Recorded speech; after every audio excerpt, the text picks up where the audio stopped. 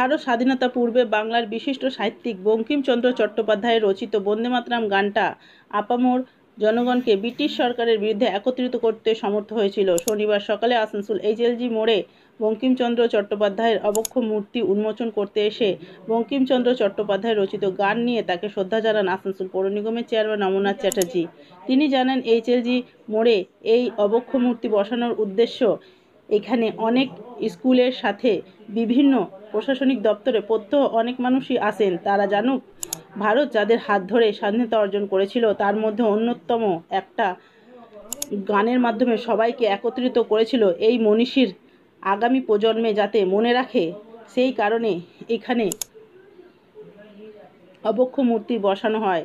শনিবার সকালে এই অবক্ষ মূর্তি উন্মোচনে অনুষ্ঠানে আসানসোল পৌর নিগমের mayor Bidhan Upadhyay, chairman Amarnath Chatterjee, mayor পরিষদের সদস্য গুরুদাস চ্যাটার্জি, সুব্রত অধিকারী, কাউন্সিলর শ্রাবণী মণ্ডল সহ পৌর নিগমের বিভিন্ন আধিকারিকরা উপস্থিত ছিলেন। Green Asansol, clean Asansol.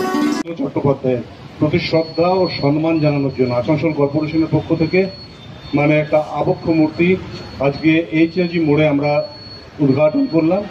আমার সাথে উপস্থিত আছে আমাদের চেয়ারম্যান অমরনাথ চট্টোপাধ্যায় মহাশয়, আমাদের এমএমআইসি গুরুদাস চ্যাটার্জি মহাশয়, আমাদের কাউন্সিলর দিলীপ দা আছে, শ্রাবণী দি আছে, আমাদের এমএমআইসি সুব্রত অধিকারী আছে, মমিতা আছে কাউন্সিলর, এবং আমাদের বীরেনবাবু সহ সমস্ত আমাদের আধিকারিকরা রয়েছেন। আমাদের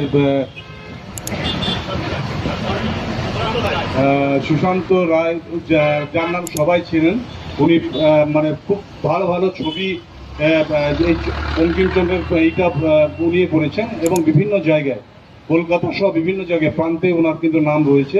তো সকলকে আমার অনেক সাংবাদিক বন্ধুদের অনেক অনেক অভিনন্দন এবং শুভেচ্ছা রইল। আমার আগে বিস্তারিতভাবে আমাদের চেয়ারম্যান সাহেব বলেছেন এবং আমরা নিশ্চিতভাবে চাইব যে আমরা যাদের জন্য যে সমস্ত মানুষদের জন্য, মনীষীদের জন্য আমরা আজকে একটা সুন্দর ভারতবর্ষ দেখতে পেয়েছি, সুন্দর ভারতবর্ষে আছি, তো তাদের প্রতি শ্রদ্ধা এবং তাদেরকে মনে রাখা আমাদের কিন্তু জরুরি দরকার আছে। ধন্যবাদ, শুভেচ্ছা। আমরা ঋণ শোধ করার প্রয়াস করলাম আজকে। বঙ্কিমচন্দ্রের এই স্ট্যাচুটি, মূর্তিটি ওপেনের মধ্যেখান দিয়ে আসানসোলের মানুষের কাছে এই বার্তা আমরা পৌঁছালাম যে মানুষকে জাগরণের মধ্যেখান দিয়ে একটা মাত্র শব্দে যাকে সারা ভারতবর্ষকে একত্রিত করা যায়।